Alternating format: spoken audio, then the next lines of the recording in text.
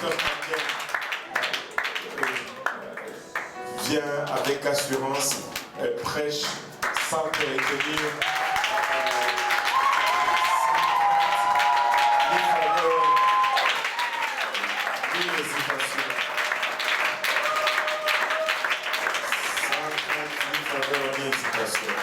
Vous savez, on a un leadership extraordinaire. On a des dirigeants extraordinaires. Moi, je me sens tellement bien que honnêtement, c'est pas que je veux, mais je pourrais prendre ma retraite, rentrer dans mon Congo natal, dans ma ville de Lubumbashi, tranquille, en train de manger le milongue. Et je sais qu'il y a des gens qui peuvent faire et prospérer l'œuvre de Dieu ici à Montréal. Pasteur Lionel prêche la parole.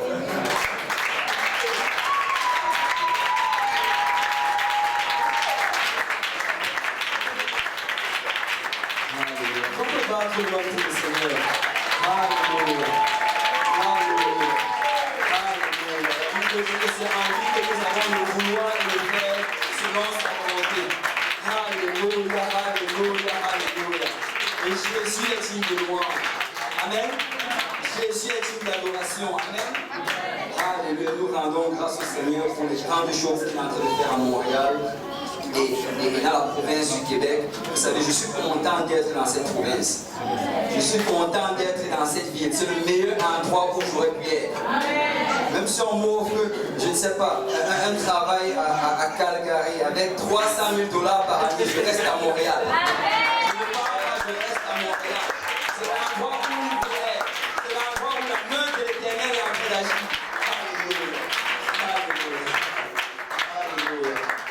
Alléluia. Et j'aime mon pasteur. Amen. J'aime mon pasteur et c'est vraiment un homme de Dieu. Vous savez, quand il y a plusieurs prédicateurs invités qu'on a invités, l'ont confiné. Et chaque fois que je les entends, ils disent vraiment que c'est vraiment un homme de Dieu. Moi, je ne suis pas né dans ce mouvement, je ne suis pas né dans la Pentecôte. Et je ne connais pas toutes ces choses. Mais depuis que j'y suis, que je fouille dans la parole de Dieu, je réalise vraiment que mon pasteur décide tout ni à gauche ni à droite de ce qui est enseigné. Et je rends vraiment grâce à Dieu pour cela. Alléluia. Qui est reconnaissant pour un homme de Dieu qui prêche la parole de Dieu.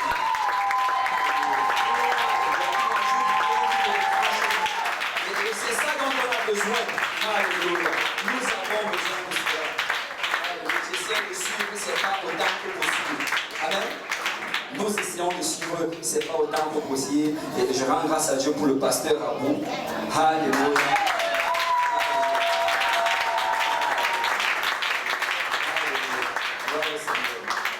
Le pasteur Abou, vraiment, c'est quelqu'un que j'apprécie beaucoup. Alléluia. Et il est, je crois qu'il a aussi l'esprit du pasteur Luc. Il est toujours très souriant. Attends, juste avant le transfert aussi.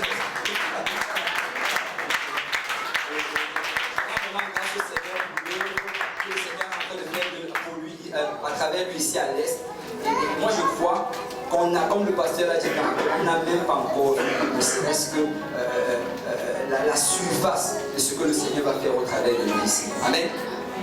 Et je rends grâce à Dieu pour le peuple de Dieu. Vous savez, vous êtes un peuple magnifique. Donc, tu es magnifique. Alléluia. Il n'y a pas de meilleur peuple de Dieu que ce peuple-ci. Alléluia. Et je rends grâce à Dieu parce que je vois au travers de chacun d'entre nous le zèle, l'amour pour la parole de Dieu. Et c'est réellement ce dont on a besoin. Amen. Alléluia. Alléluia.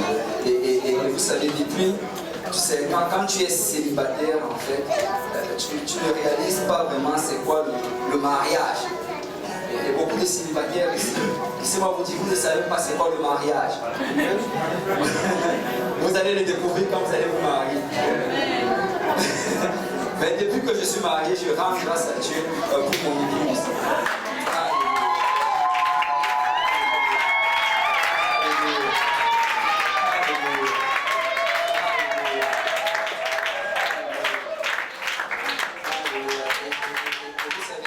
Un homme de Dieu ne peut pas faire l'œuvre du Seigneur si son épouse ne s'anime pas avec la volonté du Seigneur. C'est juste impossible. Vous savez, en plus, maintenant qu'on a des enfants, souvent c'est elle qui va se sacrifier à s'occuper d'eux jour et nuit, alors que je suis en train de me préparer pour le ministère de la parole et pour les études bibliques. Et je suis vraiment reconnaissant pour l'esprit que le Seigneur lui a donné. Alléluia. Alléluia. Merci Seigneur.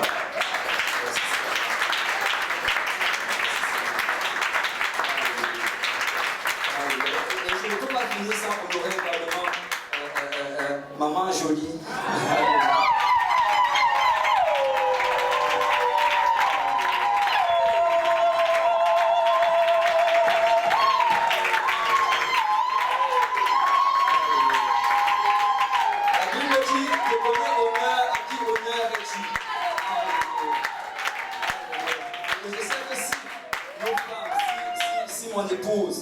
La sœur Alice et les autres s'alignent autant, ils sont autant zélés et sacrifient autant pour le Seigneur, c'est parce qu'elles ont un bon exemple.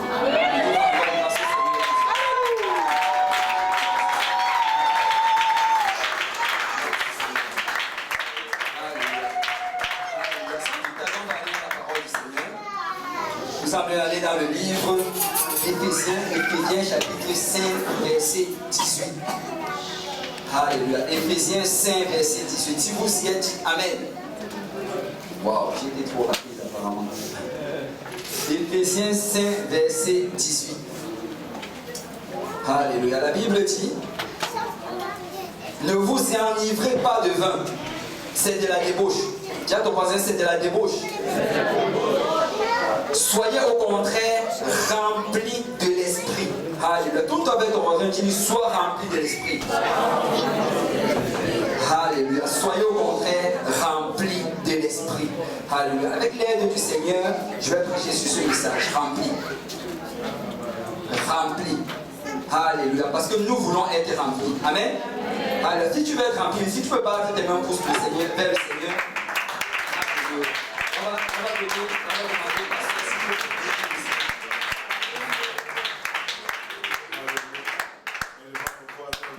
Papa, nous te rendons grâce encore une fois pour l'honneur et les privilèges de nous tenir dans ta présence, Papa. De sentir ceci parmi nos pères, nous recourons encore une fois à ton sang, Papa, que tu nous couvres, Papa, que tu couvres nos défaillances, alors que nous nous approchons de ta parole, Seigneur. Papa, sera des folies pour nous, car nous ne pouvons la concevoir avec notre nature, Papa. Aide-nous, nous te prions maintenant, Seigneur, et accorde-nous ton onction. Papa, sur ton serviteur, afin qu'il puisse apporter cet oracle sans crainte ni faveur ni hésitation, et que tous ensemble, que nous puissions la recevoir et qu'elle puisse produire en nous de fruits et que ce fruit nous conduise jusque dans la vie éternelle. C'est avec action de grâce dans les cœurs que nous te prions au nom de Jésus. Nous disons tous au nom de Jésus. Si on peut battre le main.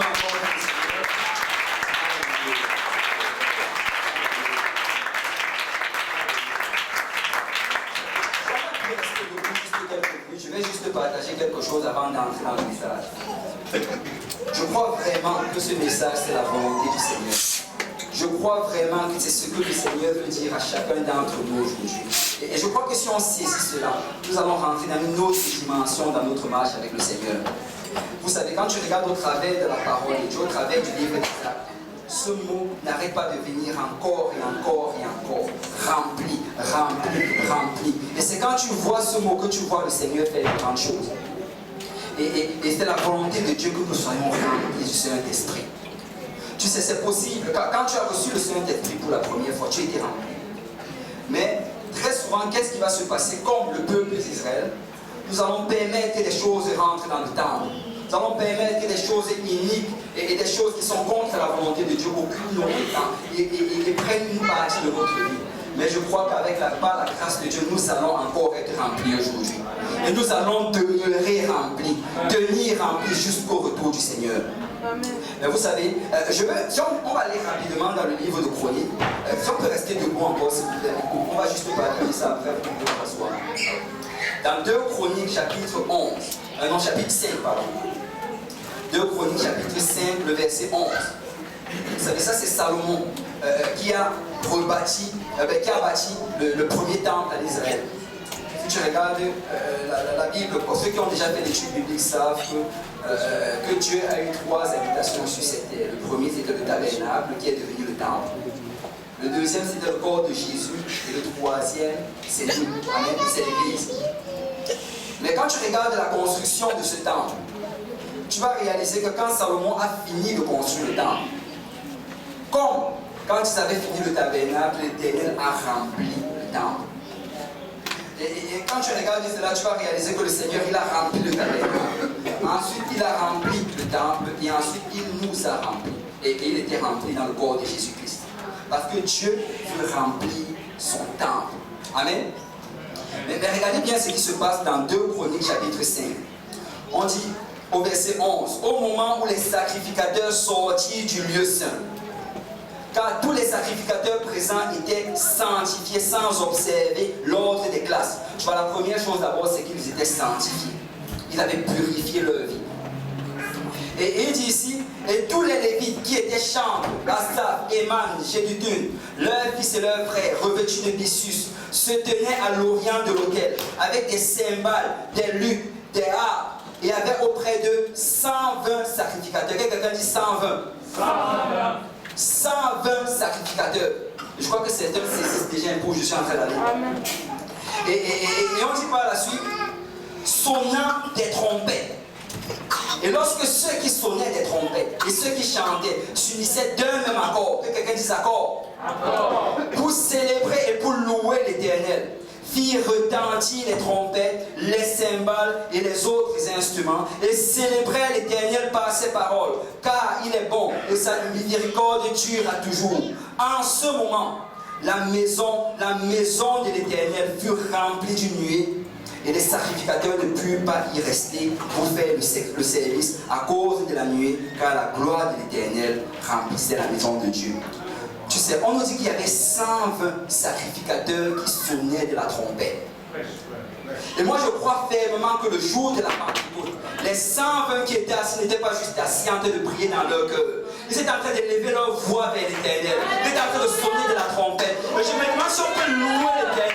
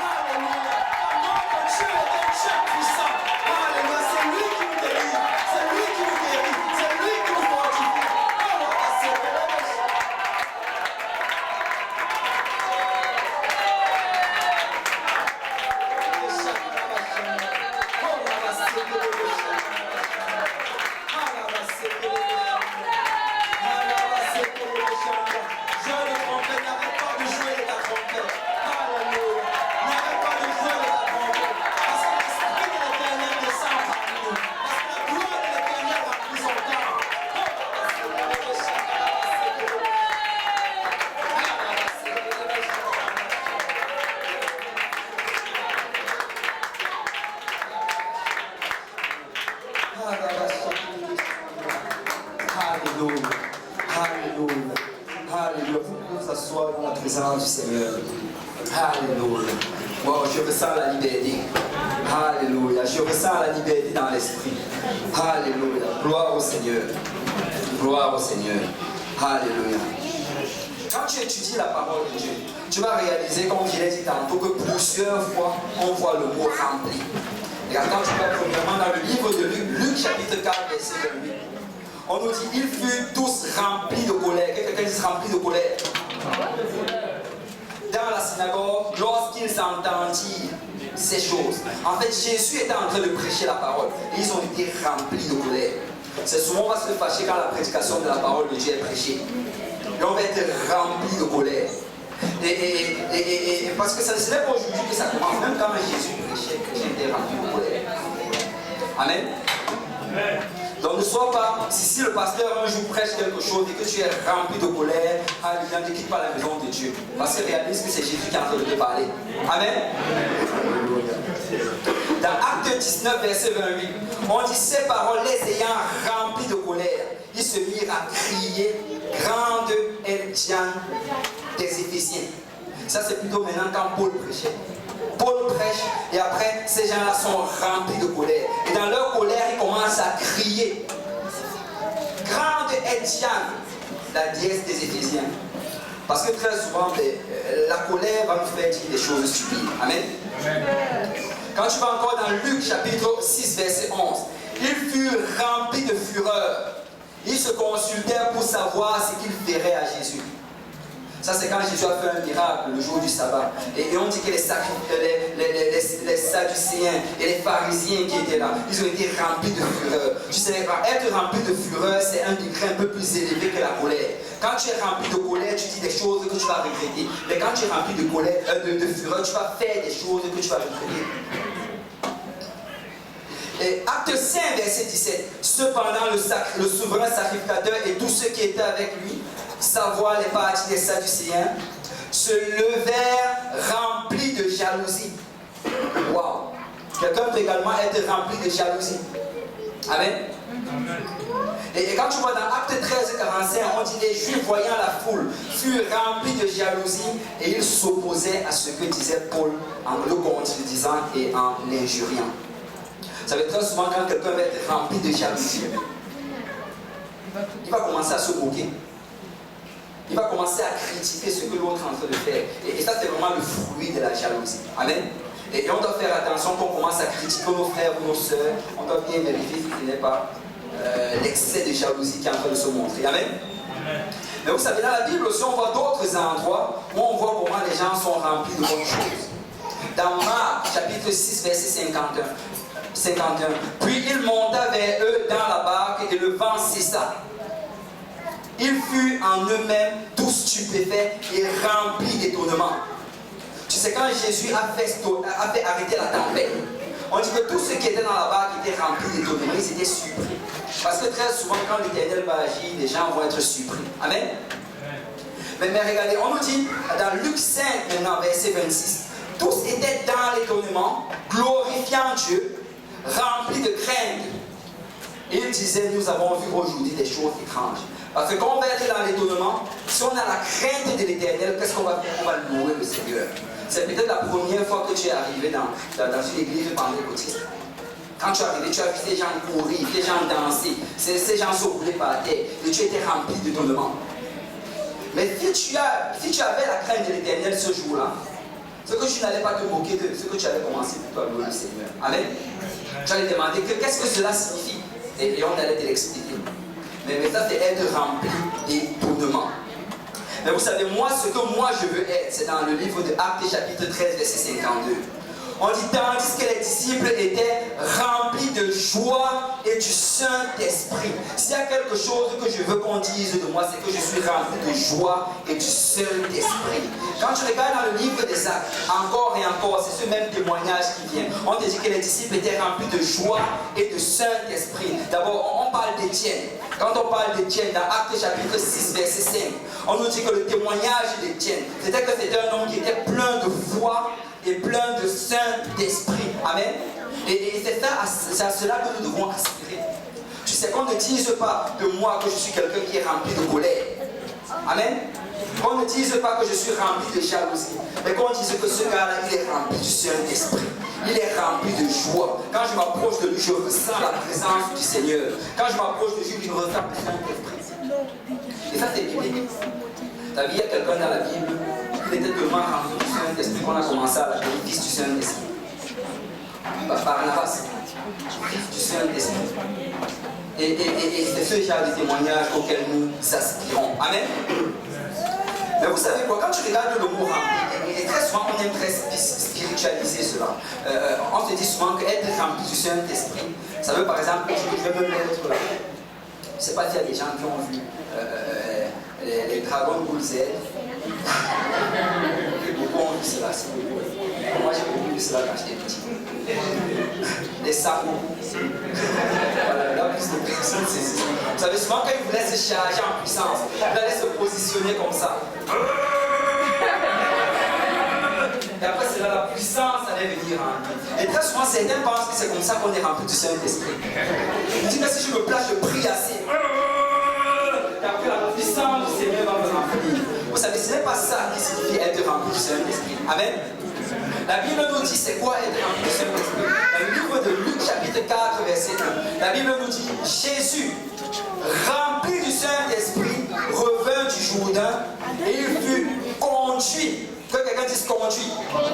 Par l'Esprit dans le désert. Être rempli du Saint-Esprit, ça veut dire être conduit par l'Esprit.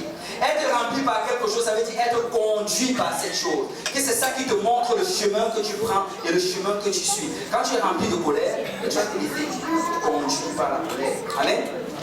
Quand tu es rempli de jalousie, tu te laisses conduire par la jalousie. Mais quand tu es rempli du Saint-Esprit, tu te laisses conduire par le Saint-Esprit. Amen.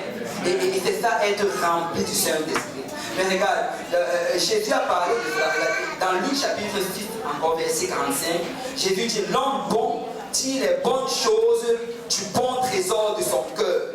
Et le méchant dit les mauvaises choses de son mauvais trésor. Car c'est de l'abondance du cœur que la bouche parle. Tu vois, il dit en fait que si tu fais des choses qui sont bonnes, c'est parce que dans ton cœur, il y a beaucoup de bonnes choses. Si tu fais des choses qui sont mauvaises, c'est parce que dans ton cœur, il y a beaucoup de mauvaises choses. Parce que réellement, ce qui sort de la bouche, c'est ce qui vient du cœur. Amen. Et regardez, très souvent, on va dire, oh, les gens ont fait cette erreur. Je n'arrête pas de faire la même erreur. Je n'arrête pas de dire ce juron-là. Ou bien je n'arrête pas de commettre ce péché-là. Tu sais, si tu n'arrêtes pas de faire encore et encore et encore, c'est parce que c'est dans ton cœur. C'est parce que c'est dans ton cœur. Écoute, c'est quelque chose que de faire une erreur. Mais c'est quelque chose d'autre d'en faire encore et encore et encore. Parce que l'homme bon dit les bonnes choses du bon trésor de son cœur. Et l'homme méchant dit les mauvaises choses du mauvais trésor de son cœur. Parce que tout dépend vraiment de ce avec quoi tu es rempli. Amen. Tout dépend de ce avec quoi tu es rempli. Tu sais, si nous remplissons notre vie des obscénités qu'on montre à la télévision, si nous remplissons nos oreilles de ces musiques mondaines et de ces choses obscènes que ces célébrités nous présentent dans les magazines, si tu remplis ton esprit de cela, laisse-moi te dire que c'est exactement ce qui va en sortir. C'est exactement ce qui va en sortir. Tu sais, si tu passes toute une journée juste à regarder les choses sur Facebook et regarder les choses sur Internet, et le soir tu vas te mettre à genoux, tu commences à prier, devine ce qui va apparaître devant ton visage. Parce que ton cœur a été rempli de cela. Mais tu sais quoi, si à l'opposé, tu passes une journée à étudier la parole du Seigneur, tu passes une journée à lire la parole du Seigneur, tu passes une journée à méditer et à prier, laisse-moi te dire que tu vas être rempli du Saint-Esprit. Et ce qui faisait des disciples, ce qu'ils étaient, c'est parce qu'ils étaient continuellement dans la présence du Seigneur. Quand tu regardes dans le livre des Actes, c'est comme s'ils allaient au temple 2 fois par jour. C'est comme s'ils allaient le matin et ils allaient encore le soir. C'est comme s'ils passaient leur temps à louer le Seigneur. C'est comme si partout où ils allaient, ils étaient toujours en train de louer le Seigneur, prêcher la parole de Dieu. Le peuple de Dieu, c'est ce à quoi le Seigneur attend de nous. C'est vers où le Seigneur veut que nous allons. Amen. Écoute, nous ne devons pas être satisfaits de ce que nous avons déjà, mais nous devons être remplis de l'Esprit du Seigneur. Jour et nuit, nous devons être remplis de l'Esprit du Seigneur. Peuple de Dieu, ne te contente pas juste d'une prière le matin, d'une prière le soir. Mais laisse-moi te dire que dans le métro, tu peux être rempli de l'Esprit de Dieu. À ton lieu de travail, tu peux être rempli de l'Esprit de Dieu. Dans ton école, tu peux être rempli de l'Esprit de Dieu. Ne t'arrête pas juste dans la maison du Seigneur, car c'est une expérience qu'on doit amener partout dans la vie. Amen. Et si nous voulons voir ce que les apôtres ont vu, ça prend que nous soyons remplis. Vous savez, Dieu ne fait point exception de personne. Amen. Dieu ne fait point exception de personne. Si il a fait avec Pierre, il veut le faire avec toi. Si il a fait avec Jean, il veut le faire avec toi. Si il a fait avec Paul, il veut le faire avec toi. Écoute, Dieu ne regarde pas Paul d'une manière différente de la manière comme il te regarde. La seule chose, c'est qu'il va travailler avec des vases qui sont remplis du Saint-Esprit. Il va travailler avec des vases qui sont prêts à avancer, qui sont prêts à sacrifier et à permettre à l'Esprit de l'Éternel de faire l'œuvre. Vous savez, Dieu ne peut pas travailler avec des vases qui sont à moitié. En fait, pas qu'il ne peut pas, il va travailler d'une manière limitée avec des vases qui sont à moitié. Parce que tu sais, si tu es en moitié rempli, ben, l'autre moitié va être remplie de quelque chose. C'est ça. Parce qu'on va toujours être rempli. Soit tu vas être rempli de telle chose, ou tu vas être rempli de telle chose. Mais nous avons choisi d'être remplis de l'Esprit de l'Éternel. Amen. Nous avons choisi d'être remplis de Dieu jusqu'à la plénitude. Mais vous savez, quand tu vas dans le livre d'Éphésiens, Éphésiens chapitre 5, l'Éphésiens chapitre 5, on va directement, on va un peu suivre les selon, on va commencer à passer. Tu réalises vraiment que le point que Paul est en train d'apporter ici, c'est qu'il est en train de demander au peuple de Dieu de faire un substitut. Quelqu'un dit substitut. Substitut. Regardez. Il dit au verset 1, devenez donc mes imitateurs, comme des enfants bien-aimés. Tu vois, il dit, devenez donc mes imitateurs. Quelqu'un dit imitateur. Pardon, qu'est-ce que je dis? Donc, devenez donc les imitateurs de Dieu. Devenez donc les imitateurs de Dieu. Tu sais, le premier point que Paul est en train d'apporter ici, c'est que de un, nous allons être imitateurs de quelqu'un. Amen. Si tu regardes bien dans ta vie, tu n'es pas arrivé où tu es par toi-même. Tu as imité quelqu'un pour y arriver. Quelqu'un a été le modèle dans ta vie. Et c'était à toi de choisir ce modèle. Mais tu sais, si tu es dans la maison de Dieu aujourd'hui, c'est parce qu'un jour tu as choisi que tu allais imiter Dieu. Tu allais imiter Jésus. Amen. Mais il dit ici, devenez donc les imitateurs de Dieu. Parce qu'étant un enfant de Dieu, nous ne devons pas tirer notre modèle dans le monde. Et que nous ne devons pas imiter Jésus. Nous ne devons pas imiter toutes ces célébrités. Mais celui qu'on peut imiter, c'est Jésus. Amen. Nous devons nous assurer que notre vie est en ligne avec la parole de Jésus. Ils peuvent faire tout ce qu'ils veulent dans le monde. Mais aussi longtemps que tu gardes tes yeux sur Jésus et que tu te décides de marcher dans les voies du Seigneur et de l'imiter, rien ne pourra t'atteindre. Il dit devenez les imitateurs de Dieu. Regardez le verset 2. Et marchez dans la charité à l'exemple de Christ, qui nous a aimés et qui s'est livré lui-même à Dieu pour nous, comme une offrande et un sacrifice de bonne odeur. Et il dit qu'on doit faire cela à l'exemple. Regardez maintenant le verset 3. Que l'impudicité, qu'aucune espèce d'impurité et que la cupidité ne soit pas même nommée parmi vous, ainsi qu'il convient à des saints. C'est moi j'aime beaucoup ce passage. Paul ne dit même pas que ne commettez pas cela. Paul ne dit pas qu'on n'accuse pas quelqu'un de cela. Il dit qu'on n'en nomme même pas. Qu'on ne parle même pas de cela. Qu'au milieu de nous, ce mot-là ne fasse même pas partie de notre vocabulaire. Peuple de Dieu, nous devons vraiment faire attention avec notre marche avec le Seigneur. Nous devons faire attention parce que nous sommes regardés par plusieurs personnes. Laisse-moi te dire que ta famille te regarde. Ta famille te regarde, tes collègues de travail te regardent, tes voisins te regardent. Et c'est vraiment ton style de vie qui va être un témoignage et qui va déterminer s'ils vont venir à Dieu ou pas. Il dit que ces choses ne soient même pas nommées parmi vous. Et regarde, verset 4. Qu'on n'entende ni paroles déshonnêtes, ni propos insensés, ni plaisanteries, choses qui sont contraires à la bienséance, qu'on entende plutôt, que quelqu'un dise plutôt, des actions de grâce. Tu vois ce qu'il est en train de dire ici? Je veux que vous substituez les paroles déshonnêtes, les propos insensés, les plaisanteries par des actions de grâce. Il y a certaines plaisanteries qu'un enfant de Dieu ne doit pas faire. Amen. Il y a certains mots qu'un enfant de Dieu ne doit pas dire. Amen. Il y a certaines choses vraiment que cette bouche qu'on sert pour louer le Seigneur ne doit absolument pas prononcer. Et la Bible dit que si ces choses-là veulent sortir de ta bouche, donne plutôt des actions de grâce. Commence à louer le Seigneur. Parle en langue. Glorifie le Seigneur. Parce que tu as un témoignage que tu dois conserver. Il dit, je vous le dis, au jour du jugement, c'est Jésus qui a parlé, il a dit qu'au jour du jugement, je vous le dis, les hommes rendront compte de toute parole vaine qui sont sorties de leur bouche. Parce qu'il n'y a aucune parole que le Seigneur prend à la légère. Nous devons nous assurer que nous donnons des paroles qui sont agréables au Seigneur. Amen. Regardez le verset 5 dit, car sachez-le bien, aucun impudique ou impur ou cupide, c'est-à-dire idolâtre, n'a d'héritage dans le royaume de Christ et de Dieu.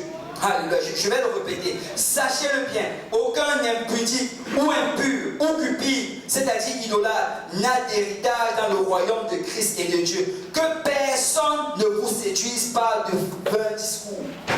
Wow. Vous savez, même du temps de Paul, ces gens-là commençaient déjà à prêcher. Il disait que l'impudicité, qui est la fornication, il disait que non, c'est quand même correct. Paul dit que non, que personne ne vous séduise. L'église de Dieu ne fait pas ce genre de choses. Que personne ne vous manque. Écoute, peu importe le pasteur qui te l'a dit. Si on t'a dit que la fornication c'est correct, que personne ne te manque. Car les fornicateurs n'hériteront pas le royaume de Dieu. Alléluia. Je ne sais pas, même si c'est ton père ou ta mère qui te l'a dit, que personne ne te manque. Tu dois vivre une vie de sanctification. Tu dois marcher dans la pureté. Tu dois t'aligner aux voies du Seigneur. Car les impudiques, les impurs et les idolâtres ne vont pas hériter le royaume de Dieu. Amen. Vous savez, c'est quelque chose que d'être tenté par ces choses-là continuellement. Mais c'est quelque chose d'autre qui est d'arriver à un point où on commence à se justifier et dire que ce n'est pas grave. Parce que si tu es tenté par cela continuellement et que tu cherches l'aide du Seigneur, tu pries, tu jeûnes, tu cherches la face de Dieu et que tu as toujours du mal à cela. Ensuite, tu vas voir le pasteur, pasteur, aide-moi, qu'est-ce que je peux faire? Si tu es dans cette voie-là, le Seigneur va t'aider. Le Seigneur va te donner la force d'en sortir. Parce qu'il n'y a rien qui est plus fort que le sang de Jésus. Il n'y a rien qui est plus puissant que le nom de Jésus. Et que tu cherches l'aide du Seigneur, que tu cherches la face de Dieu, Dieu va te donner la force d'en sortir. Mais tu sais, si tu arrives plutôt dans l'autre dimension, où tu commences à te justifier pour chacun de tes actes, tu commences à dire, oh, ce n'est pas si grave que ça. Tel pasteur a dit que c'était quand même correct, parce que c'est ma fiancée. Tel pasteur m'a dit que c'est quand même correct, parce qu'on se tient juste à la main. Si tu arrives dans cette dimension-là, tu entres dans une dimension très très dangereuse. La Bible appelle cela, la dimension, en anglais, on appelle ça réprobé. Ou bien, c'est un peu comme si tu es rebelle, en fait.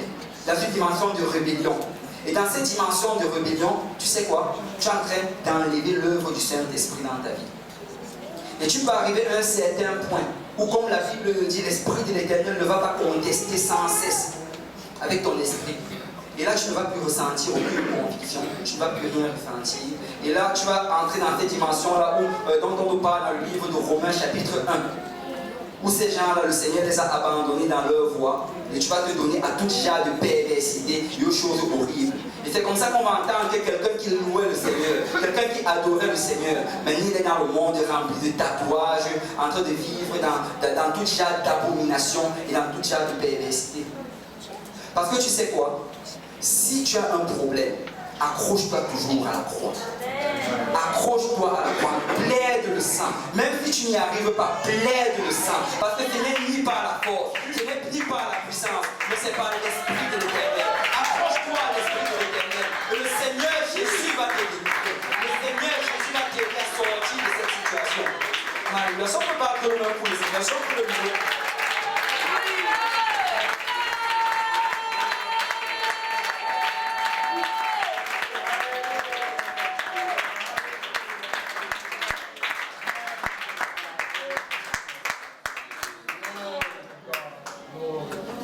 Éphésiens 5, le verset 8 dit, autrefois, vous étiez ténèbres.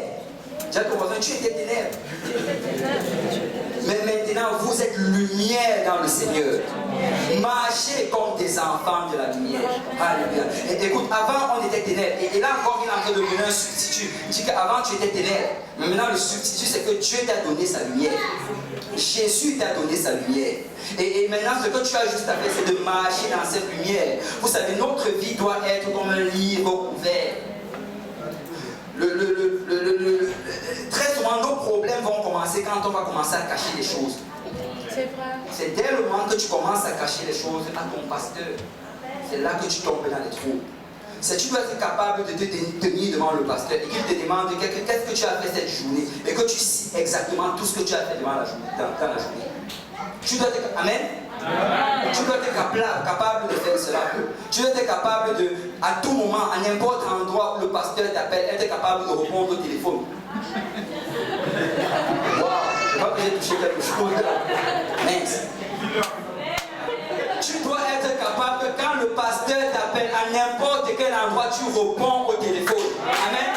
Tu réponds au téléphone. Très souvent, c'est parce que nous sommes dans des situations où on ne peut pas être Mais notre vie doit être un livre ouvert. Parce que c'est la seule manière comment le Seigneur peut travailler avec toi. C'est la seule manière comment le Seigneur peut agir dans ta vie. Parce que si tu caches des choses, le Seigneur ne peut pas t'aider. Ça a commencé depuis le jardin d'Éden. Amen. Ça a commencé depuis le jardin d'Éden. Et si nous sommes ici aujourd'hui, c'est parce que Adam a voulu cacher.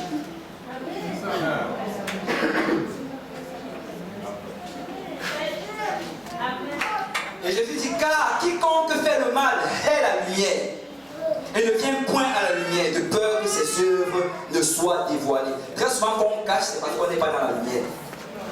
Mais celui qui agit selon la vérité vient à la lumière afin que ses œuvres soient manifestées parce qu'elles sont faites en Dieu. Waouh! Je crois qu'on va faire le test cette semaine. On va essayer d'appeler les gens à plusieurs minutes. On va voir ce que ça va donner. Éphésiens 5:11.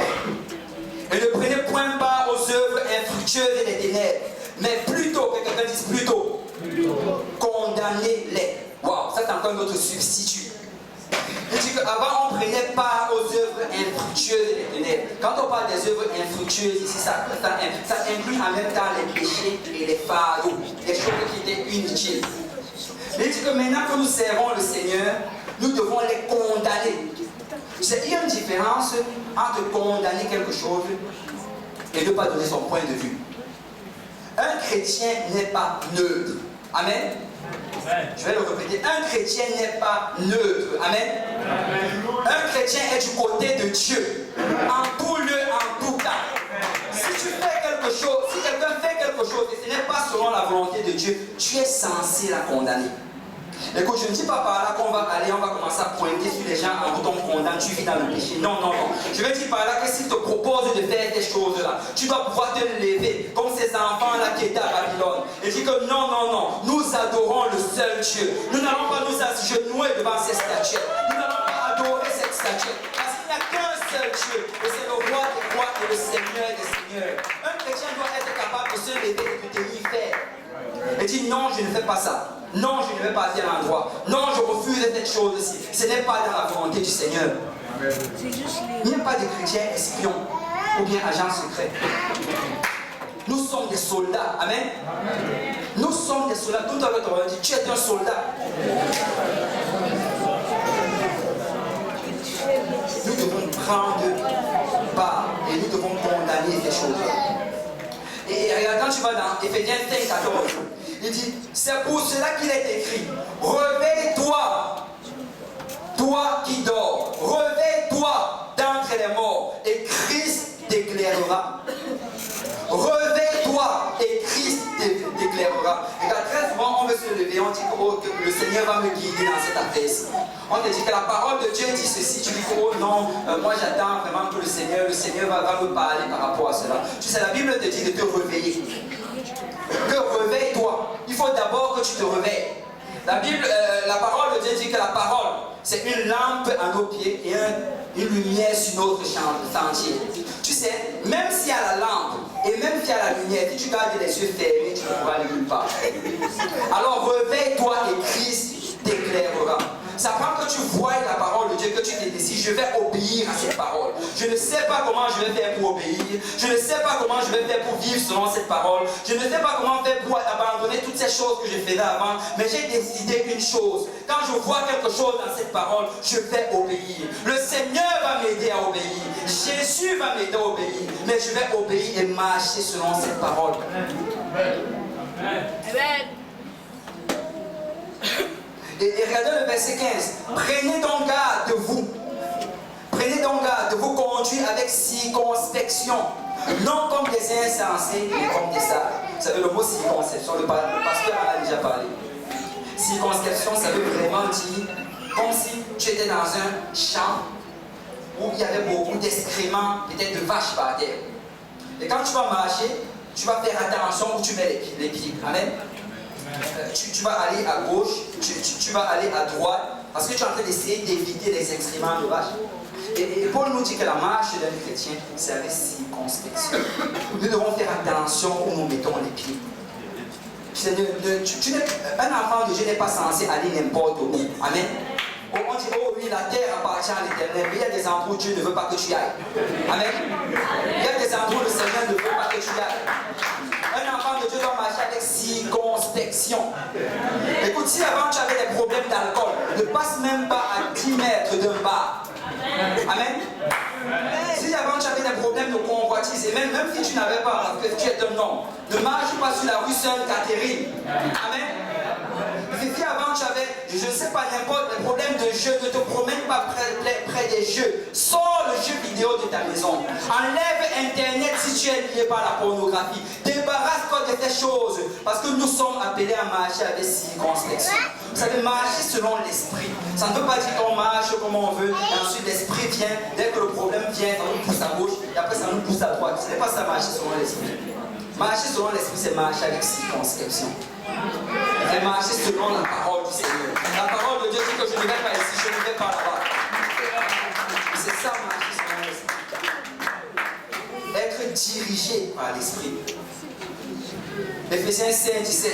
C'est pourquoi ne soyez pas inconsidérés, mais comprenez quelle est la volonté du Seigneur. Tu vois, là encore, il te donne encore un substitut. Avant, tu étais inconsidéré, tu faisais des choses comme bon te semblait. Quand on te proposait quelque chose, si ça semblait bon à ta chair, tu le faisais. Mais tu sais, aujourd'hui, on te dit, comprenez quelle est la volonté du Seigneur. C'est le mot comprenez ici, c'est vraiment en grec, là, ça signifie comprenez. Ça signifie comprenez. Très souvent, on va dire, oh, je vais juste marcher selon la foi. Et c'est la bonne chose. Nous devons d'abord marcher selon la foi. Mais après avoir marché selon la foi, on doit aller chercher la face du Seigneur pour savoir pourquoi est-ce que le Seigneur veut que nous marchions dans cette direction-là. C'est important de connaître les voies du Seigneur. C'est si tu marches seulement et que tu connais juste les œuvres du Seigneur, tu ne vas pas y arriver. Le peuple d'Israël, la Bible nous dit dans le désert, tout ce qu'ils voyaient c'était les œuvres de Dieu. Quand ils avaient n'importe quoi, n'importe quel problème, l'eau qui était amère, ils demandaient à l'Éternel d'accomplir ses œuvres. Et le Seigneur changeait cette eau amère en eau douce. Quand ils faisaient face à un peuple étranger, les Amalécites, ils demandaient l'aide du Seigneur, le Seigneur leur donnait la victoire. Quand ils avaient faim, ils demandaient l'aide du Seigneur, le Seigneur donnait la manne. Et la Bible nous dit que tout ce qu'ils voyaient c'était les œuvres. Mais de l'autre côté, Moïse connaissait les voies du Seigneur. Et vous savez, c'est Moïse lui-même qui écrit plus tard. Il a parlé au peuple d'Israël. Il leur a dit, vous savez, quand le peuple vous a fait marcher dans le désert et qu'il vous nourrissait par la manne, la raison pour laquelle il le faisait, c'est parce qu'il voulait vous apprendre à ne pas à marcher, à vous apprendre à dépendre de lui, à dépendre du pain quotidien chaque jour. C'est la raison pourquoi Dieu voulait faire cela. La raison pour laquelle Dieu vous a fait traverser ce long chemin dans le désert, c'est parce qu'il ne voulait pas que tout de suite vous vous trouvez devant l'ennemi et que subitement vous ayez peur et vous retournez en Égypte. Moïse connaissait les voies du Seigneur et c'est ça qui a gardé Moïse. Et un enfant de Dieu doit chercher la face de Dieu. Nous devons chercher sa face. Nous devons comprendre les voies du Seigneur parce que c'est réellement cela qui va nous garder. Amen. Parce que si nous ne cherchons pas les voies du Seigneur, nous allons nous plaindre comme le peuple d'Israël. Chaque fois, ça va être les mêmes. Le Seigneur t'a délivré hier. Tu reviens dans la même situation aujourd'hui. Tu te lèves encore, tu pleures devant le pasteur, tu pleures devant le Seigneur, et tu pleures devant le Seigneur. Et ce genre de choses, ça va voler ta joie. Ça va voler ta paix dans le Seigneur. Mais si tu connais les voies du Seigneur, et tu sais que ce désert que je passe, c'est parce que le Seigneur est en train de nous fortifier. C'est parce que le Seigneur est en train de bâtir mes muscles spirituels. C'est parce que je sais que quand je vais sortir de ce désert, je vais être plus que vainqueur. De la même manière que Dieu a fait traverser David du désert, c'est de la même manière qu'il est en train de me faire traverser aujourd'hui. Et je vais connaître le nom du Seigneur. Parce que les voies du Seigneur vont te garder entre les bras du Seigneur. Amen. Mais regardez le verset 18. Et ça c'est vraiment où je voulais en venir. Ça c'est vraiment le cœur du message. Au verset 18 il dit, ne vous enivrez pas de vin, c'est de la débauche. Soyez au contraire remplis du Saint-Esprit. Bien remplis de l'Esprit. Tu sais, est-ce qu'il y a quelqu'un ici avant qui était un alcoolique? On ne va pas demander à l'autre de lever les mains. Bon, vous savez, peut-être que le problème, peut-être, c'est dans la définition du mot alcoolique. Est-ce qu'il y a quelqu'un ici là qui buvait de l'alcool? Voilà. Et le pasteur me dit souvent, et j'aime bien ça, c'est si tu disais un verre d'alcool, il rendrait ivre. Quand tu buvais un demi-verre d'alcool, tu étais à moitié ivre. Amen. Donc tu étais alcoolique. Donc tu étais alcoolique. Et c'est la Bible nous dit ici que ne vous enivrez pas de vin, c'est de la débauche. Si tu étais un alcoolique avant, tu dois t'assurer d'être toujours rempli du Saint-Esprit. Ça doit être rempli à l'intérieur de toi. Amen. Mais quand on entend souvent on a souvent l'impression que bon, ça ne concerne que les alcooliques, ça ne concerne que ceux qui buvaient le vin. Mais tu sais, quand tu regardes dans la parole de Dieu, le vin est symbolique de quelque chose. Le vin dans la parole de Dieu, d'habitude, c'est symbolique de la joie qui provient du Saint-Esprit. Regardez dans le livre de Psaume, chapitre 104, verset 15, la Bible dit le vin qui réjouit le cœur de l'homme. Parce que le vin est vraiment symbolique de cette joie-là qui vient du Saint-Esprit. Regardez dans le livre des Actes, chapitre 2. La Bible dit que quand on est venu leur voir et qu'ils étaient remplis du Saint-Esprit, les gens les ont regardés, ils ont vu la joie qui était en eux. Et là, ils se sont demandé que, mais ces gens se sont ivres. Amen. Parce que le vin est symbolique de la joie du Saint-Esprit. Mais regarde dans le livre d'Apocalypse, Apocalypse chapitre 15, verset 1. Puis un des 7 anges qui tenait les 7 coupes vint, et il m'adressa la parole en disant, viens, je te montrerai le jugement de la grande prostituée, et on parle de Babylone, qui s'est assise sur les grandes eaux. C'est avec elle que les rois de la terre se sont livrés à l'impudicité. Et c'est du vin, que quelqu'un dise vin, c'est du vin de son impudicité que les habitants de la terre se sont enivrés. Vous savez quoi? Quand tu étudies cela, tu réalises en fait qu'il y a 2 types de vin. Il y a 2 types de joie que tu vas obtenir. Soit tu vas recevoir la joie qui vient de Babylone, ou le vin qui vient de Babylone, soit tu vas recevoir la joie ou le vin qui vient du Saint-Esprit ou de Jérusalem. Amen. Et dans le livre d'Apocalypse, tu vois vraiment comment on fait cette séparation. Il y a ceux qui ont bu du Saint-Esprit, il y a ceux qui ont bu du vin de Babylone. Parce que nous sommes uniquement, tant qu'on est sur cette terre, nous sommes uniquement soumis à ces 2 choses-là. Soit c'est le vin de Babylone que tu vas voir, soit c'est le vin de Jérusalem. Et quand tu continues encore dans Apocalypse 18, verset 3, on ne va pas le lire. On nous explique ici que le vin du monde, c'est le vin de Babylone, c'est l'impudicité et la vanité. Donc ce vin-là, cette joie-là, c'est la joie qui provient des choses mondaines. La joie que tu obtiens quand tu vis dans le péché. Vous savez, la Bible dit que le péché va t'apporter le bonheur ou bien la joie pour un peu de temps. Et c'est ce genre de joie que tu vas recevoir à Babylone. Mais ce que Paul est en train de dire ici, c'est qu'on ne doit pas s'enivrer de ce vin-là. On ne doit pas s'enivrer de ces choses-là. On doit s'assurer d'être continuellement rempli du Saint-Esprit. Vous savez, très souvent, notre problème, c'est qu'on n'est pas assez rempli du Saint-Esprit. Très souvent, on tombe parce qu'on n'est pas assez rempli du Saint-Esprit. Moi, je crois fermement que si on était continuellement rempli du Saint-Esprit, il y a des choses dans lesquelles on n'allait pas tomber. D'ailleurs, on parle de tomber. Vous savez, quand on parle souvent de tomber, c'est un peu trompeur parce que réellement, on ne tombe pas dans le péché. On commet le péché. Amen. Donc, si tu t'es retrouvé dans une situation, je ne sais pas, si tu es allé dans un bar et tu as bu, ben, tu t'es pas levé le matin, tu as tombé dans le bar. Non. Tu t'es levé, tu as marché, tu as ouvert la porte du bar, tu as sorti l'argent de ta poche, tu as payé, tu as pris, tu as bu. Amen. Mais très souvent cela arrive justement parce qu'on n'est pas rempli du Saint-Esprit. Parce que si ce matin-là, au lieu d'aller au bar, tu avais prié, tu avais cherché la face de Dieu, tu avais dit Seigneur, je ne lève pas tant que tu ne m'as pas rempli de ton esprit. Je ne me lève pas tant que tu ne m'as pas touché. Seigneur, je dois être rempli de ton esprit. Je ne dois pas aller au bar. Je ne dois pas commettre d'impudicité. Je ne dois pas commettre d'idolâtrie. Seigneur, remplis-moi aujourd'hui. Et si tu avais passé du temps dans la présence du Seigneur, ce jour-là, tu ne serais pas allé au bar. Parce que si tu n'es pas rempli du Saint-Esprit, tu vas être rempli de quelque chose d'autre. Et ça va être du vin de Babylone. Et il dit ici, soyez remplis du Saint-Esprit. Tu sais, Paul, dans sa dernière lettre, parmi ses derniers mots qu'il a donné à Timothée, son fils dans le Seigneur, avant de partir, il lui a dit dans 2 Timothée, chapitre 4, verset 5, remplis bien ton ministère. Remplis bien ton ministère. Et tu dis que moi je sais déjà de libération. Je suis en train de mourir, on va me tuer. J'ai combattu le bon combat. J'ai gardé la foi. Mais c'est ton tour, Timothée. Remplis bien ton ministère. Et moi je crois que c'est vraiment la clé pour devenir dans le Seigneur. Il faut que tu remplisses ton ministère. Ce à quoi le Seigneur t'a appelé de faire, fais-le avec excellence. Écoute, ne cherche pas le 30%, ne cherche pas le 60%, ne cherche même pas le 90%, cherche le 100% dans le Seigneur. Écoute, que ton étude biblique soit la plus belle étude biblique qu'on puisse donner.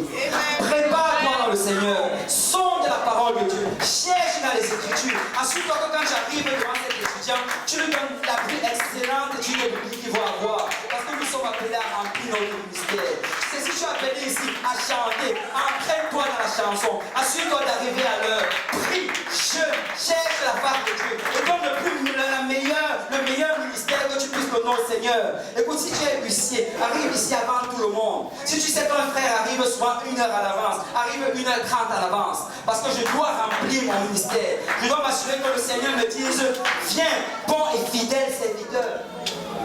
Nous devons remplir notre ministère. Et si nous entrons dans cette dimension-là, le diable ne pourra rien contre nous. Peuple de Dieu, je dis que le diable ne pourra rien contre nous. Parce que si tu es rempli du Saint-Esprit, le diable ne pourra rien contre toi. Il pourra essayer, mais il ne pourra rien contre toi. Vous savez, moi j'aime beaucoup Étienne. La Bible nous dit qu'Étienne, rempli du Saint-Esprit, s'est levé devant tous ces pharisiens. Et comme le bishop nous a enseigné, il a donné la plus longue étude biblique qu'on puisse donner dans la parole de Dieu. Et tous ces pharisiens-là étaient là. Et ils étaient tremblants. Ils ne savaient pas quoi faire de ce garçon. Pourquoi? Parce qu'il était rempli du Saint-Esprit. Malgré les menaces, malgré les insultes, il a enseigné son étude biblique jusqu'à la fin. Et tu regardes la vie d'Étienne, tu dis waouh, mais il a enseigné après, il est mort. Tu sais quoi? Il est mort, mais c'est le seul pour qui on nous dit dans la Bible que le Seigneur s'est levé. Alléluia. Le Seigneur s'est levé. Il a dit waouh, ce garçon a rempli son ministère. Il était appelé en gloire dans le ciel. Et moi je veux que ce jour glorieux que je vois le Seigneur, qui me dise tu étais un bon et fidèle serviteur. Tu n'as pas pris le ministère que je t'ai donné à la légère. Tu ne l'as pas fait juste pour que les gens te voient. Tu ne l'as pas fait juste pour faire plaisir au pasteur. Mais quand tu le faisais, tu me regardais moi. Et tu le faisais pour rendre service à l'Éternel des amis. Alors, nous sommes pas pour le nom du Seigneur.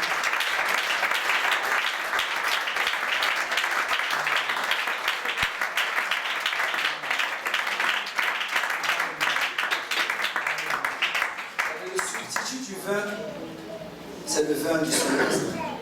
Le substitut de la joie du monde, c'est la joie de l'esprit.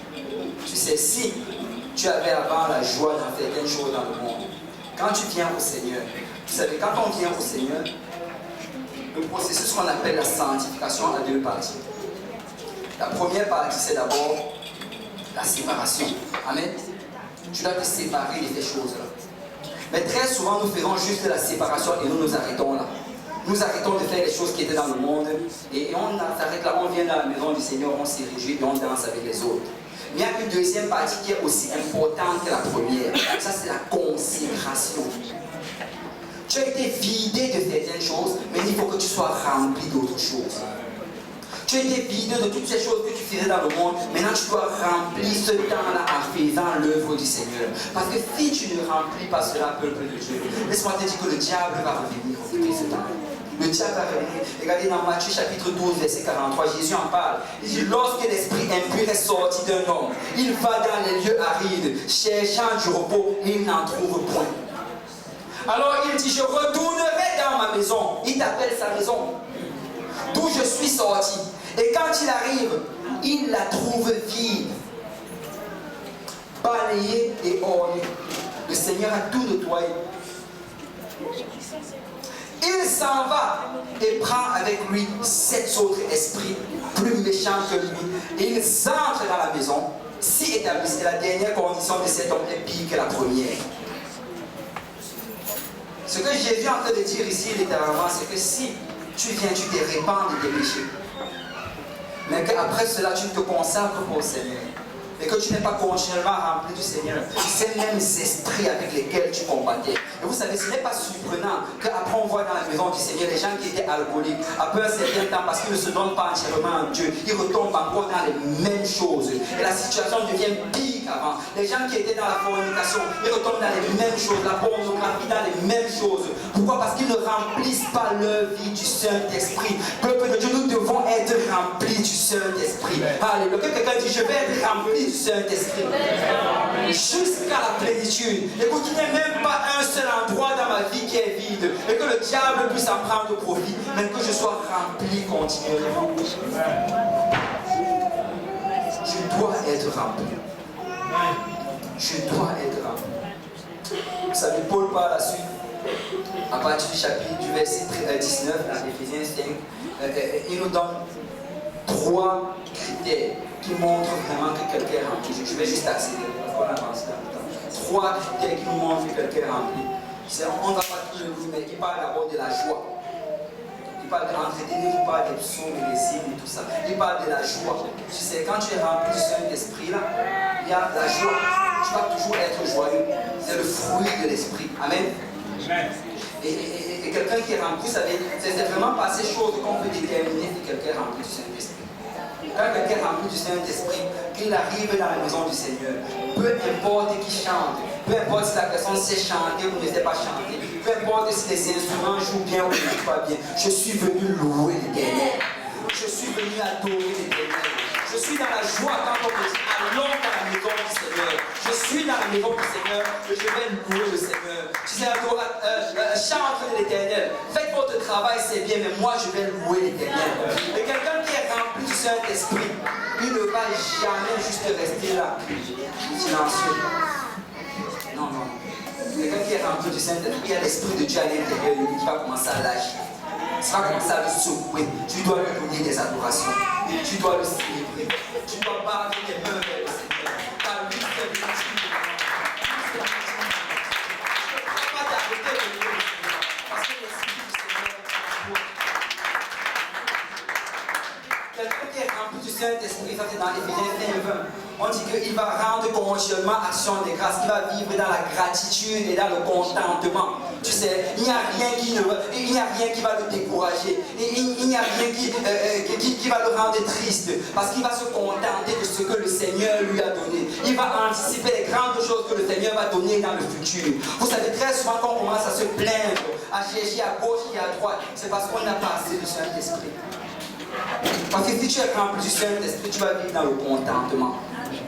Tu vas dire, je sais, vous savez, même si le Seigneur ne me donne plus rien, même s'il ne me bénit plus jamais, même si je ne me marie pas, même si je n'ai pas d'enfant, même si je n'ai pas de maison, j'ai le Saint-Esprit. J'ai le Saint-Esprit. Et quand cette trompette va sonner, je vais monter. Et je vais à la maison qui va m'attendre là-bas. Alléluia. Et je vais passer l'éternité avec le Seigneur. Il est rempli de gratitude. Verset 21, il parle du 3e point. Et ça, c'est la soumission. Il dit, vous soumettant les uns les autres. Quelqu'un qui est rempli du Saint-Esprit va être soumis à ses dirigeants. Amen. Il n'y a pas beaucoup d'amen pour ça. Mais celui qui est rempli du Saint-Esprit va être soumis à ses dirigeants. Il va être soumis à Dieu, il va être soumis à son pasteur et soumis à ses dirigeants. Vous savez quoi? Quand tu regardes dans la parole de Dieu, quand tu regardes dans l'Ancien Testament, vous savez que le Seigneur agissait directement. C'était œil pour œil, dent pour dent, c'était direct. Moi, dans la parole de Dieu, dans l'Ancien Testament, je n'ai vu aucune personne qui a résisté à Moïse et qui fallait bien sortir. Il n'y a aucune personne. Il n'y a aucune personne qui s'est levée, qui Moïse a dit, ok, on va faire ceci. Il a dit, non, moi je pense qu'on va faire ceci. Après, le Seigneur a regardé, il a dit, ok. Non, je n'ai vu aucune personne comme ça. J'ai vu la terre s'ouvrir pour les gens. Amen. J'ai vu des gens qu'on a lapidés et qu'on a enterrés sous des morceaux de pierre.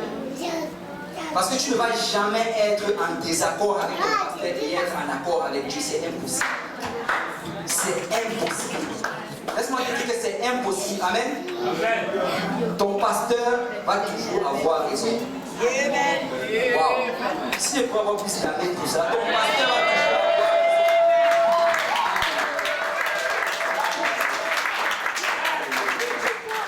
Je ne dis pas qu'il va être parfait. Amen.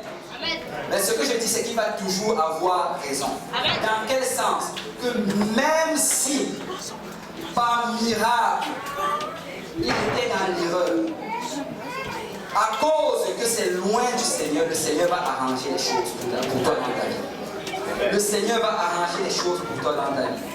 Ça prend juste que tu fasses confiance. Tu sais, quand tu t'alignes derrière ton pasteur, tu es en train de t'aligner derrière Dieu. Ce n'est pas derrière un homme que tu t'alignes, c'est derrière Dieu. Mais tu dis, Seigneur, même s'il fait l'erreur, je sais que toi tu es capable d'arranger dans le futur, dans le passé, dans le présent. Je sais que tu es capable de le faire. Amen. Si on peut pas tout le monde pour le Seigneur.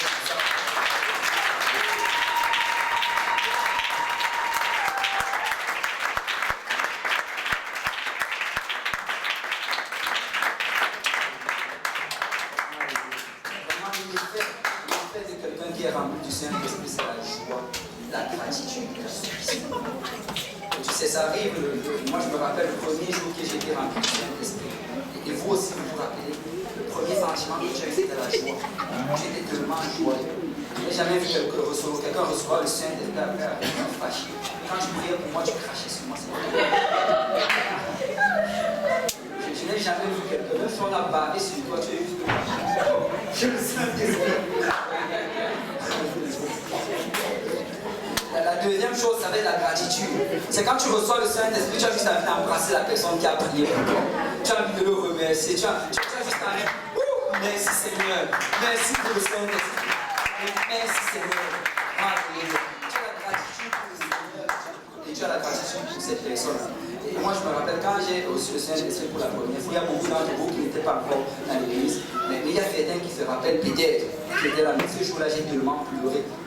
Je suis resté à l'hôtel, j'ai pleuré, je ne sais pas pendant combien de temps. Et je ne pleurais pas parce que j'étais triste. Je pleurais parce que je disais, wow, merci Seigneur. J'ai failli passer si proche d'un si grand salut. J'ai failli passer si proche d'une si grande grâce. Parce que tu as été rempli de gratitude. Amen. La troisième chose, c'est la soumission. Tu sais, quand tu es rempli du Saint-Esprit, dès que tu es rempli du Saint-Esprit, on va te dire des choses que le Seigneur attend que tu fasses. Tu vas le faire automatiquement. C'est pour ça que quand on voit souvent quelqu'un rempli du Saint-Esprit, on dit à la personne, tu dois être baptisé au nom de Jésus. Parce que s'il est vraiment rempli de cet esprit-là, et qu'il se laisse guider par cet esprit, il va obéir à la parole du Seigneur. Regardez dans Acte 10. Dès qu'ils ont été remplis du Saint-Esprit, Pierre n'a même pas hésité. Il n'a même pas demandé, il n'a pas négocié. Il les a ordonnés d'être baptisés au nom du Seigneur. Parce que quand tu es baptisé du Saint-Esprit, tu vas être obéissant à ton pasteur. Et quand tu es rempli du Saint-Esprit, la preuve, c'est que quand le pasteur va dire on va ici, tu vas te lever sans réfléchir, comme une brebis du Seigneur, et suivre le berger. Et c'est ça, être rempli du Saint-Esprit. Et comme je l'ai dit, ce n'est pas des choses mystiques. Être rempli de l'Esprit, c'est vraiment marcher selon la parole du Seigneur. Être rempli de l'Esprit, c'est laisser le Seigneur, la parole de Dieu guider ta vie. Que si la Bible dit d'aller ici, tu vas là-bas. Si la Bible te dit d'aller ici, tu vas là-bas. C'est ça, être rempli du Saint-Esprit. Et ce n'est pas quelque chose de ponctuel, mais c'est quelque chose de continu. Et c'est pour ça, vous savez, j'aime tellement la manière comment le pasteur Graham l'a dit dimanche dernier. Et si tu regardes bien, tu vas réaliser que c'est toujours la même chose qu'on prêche. Prie chaque jour, lis la parole de Dieu chaque jour, viens à l'église autant que possible, au moins deux fois par semaine, et tu vas grandir. Prie chaque jour, lis la parole de Dieu chaque jour, viens là dans l'église autant que possible, et tu vas être rempli, parce que c'est comme ça que le Seigneur remplit du Saint-Esprit. Ce ne sont pas des choses mystérieuses. Amen. Si on peut se lever dans la présence du Seigneur.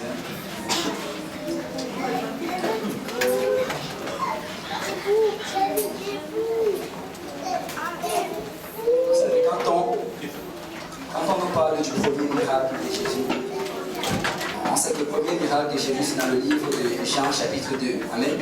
Si on peut me mettre Jean chapitre 2 à partir de ça. Moi, je crois vraiment que ça, la volonté du Seigneur, c'est que nous soyons remplis. Amen.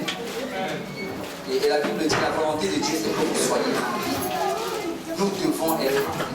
Si nous allons voir ce que nous devons voir, c'est si nous demeurons remplis du Saint-Esprit. si nous ne permettons pas d'autre chose de remplir notre vie.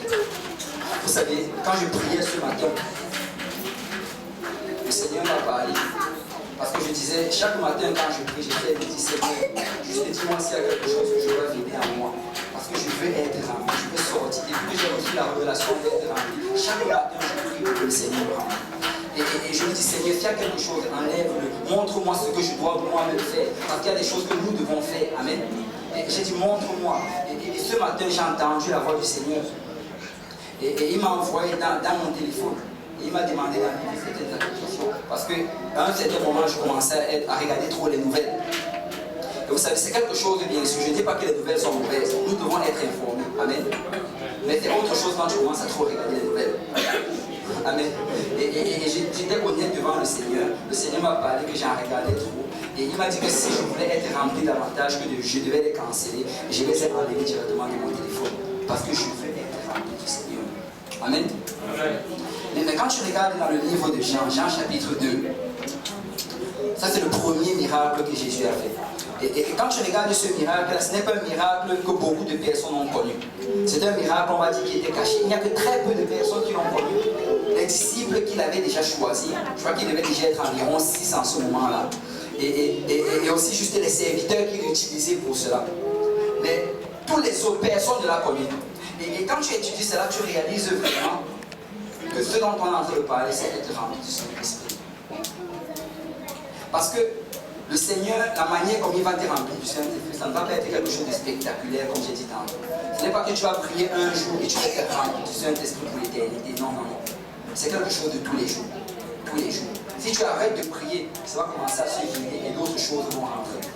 Amen.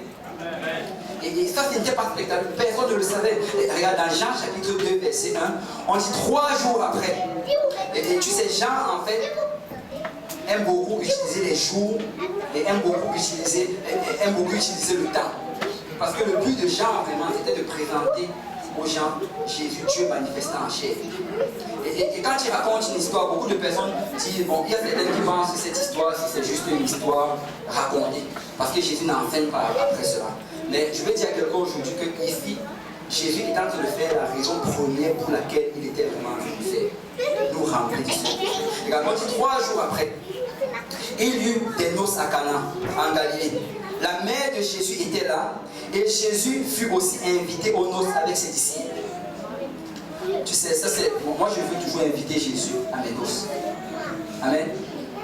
Je veux m'assurer que Jésus est toujours à mes noces. Amen. Alléluia. Alléluia. Et on dit qu'ils avaient invité Jésus. Et on dit le vin ayant manqué, la mère de Jésus lui dit, ils n'ont plus de vin. Jésus lui répondit, femme, qu'y a-t-il entre moi et toi? Mon heure n'est pas encore venue.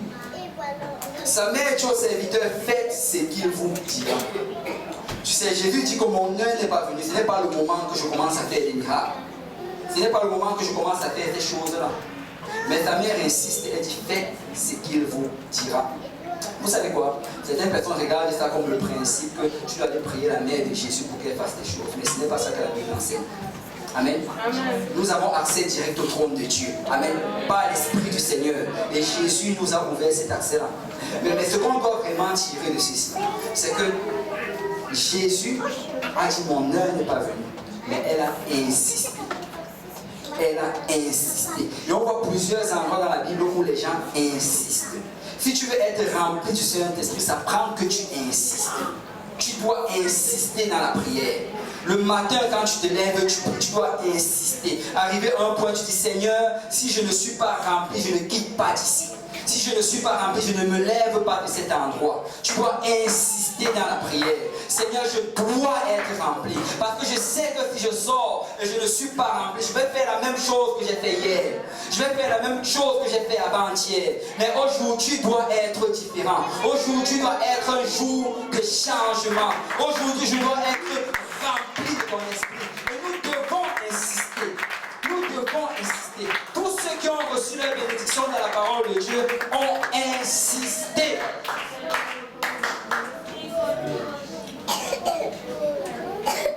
Et la Bible nous dit au verset 6, or il y avait 6 vases de pierre.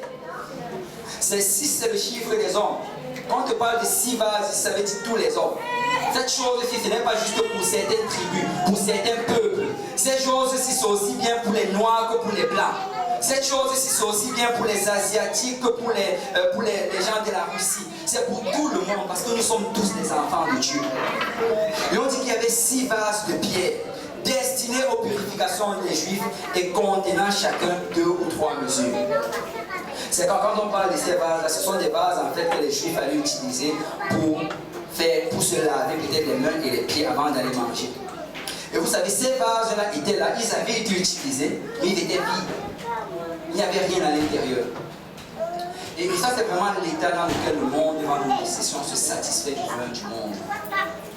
Parce que si tu te satisfais juste du vin du monde, de la joie qui vient du monde, très souvent tu vas te sentir vide. Très souvent tu vas te sentir abandonné. Très souvent tu vas sentir que les gens m'ont juste utilisé. Les gens ont abusé de moi. On a profité de moi. Oh, j'étais peut-être dans la joie quand je faisais cette chose. Mais après, cette joie-là s'est dissipée et ces gens-là m'ont abandonné. Et c'est ça qui va arriver dans le monde. Parce que le vin du monde ne va jamais te satisfaire.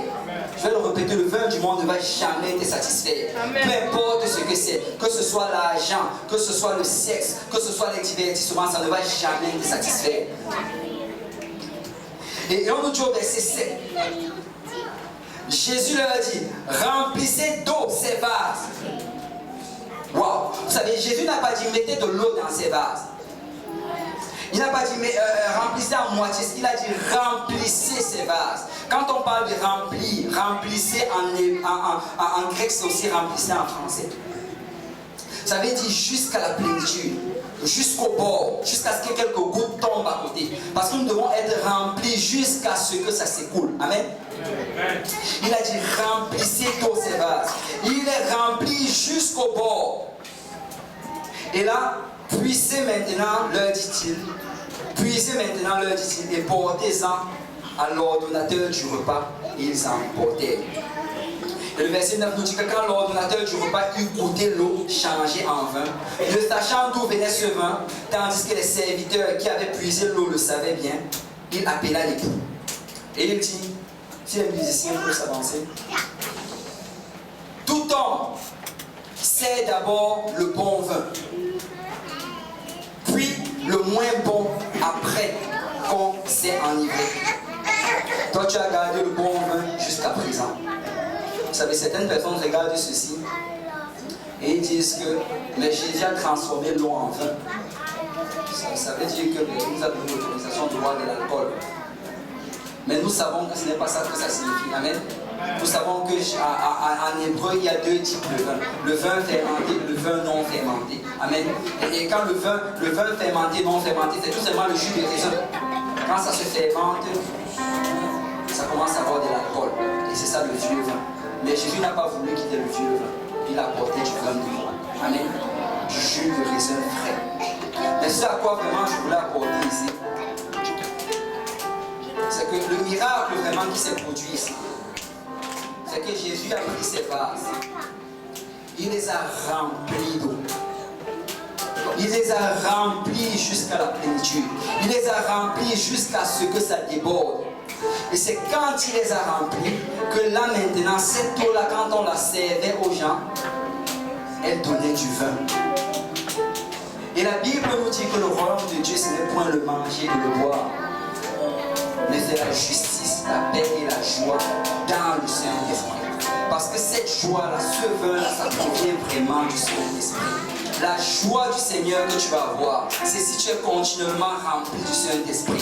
Tu sais, si jour et nuit tu t'assures d'être rempli du Saint-Esprit, tu ne vas plus vivre cette amertume, tu ne vas plus vivre cette tristesse, tu ne vas plus être toujours en train de te questionner sur ta vie.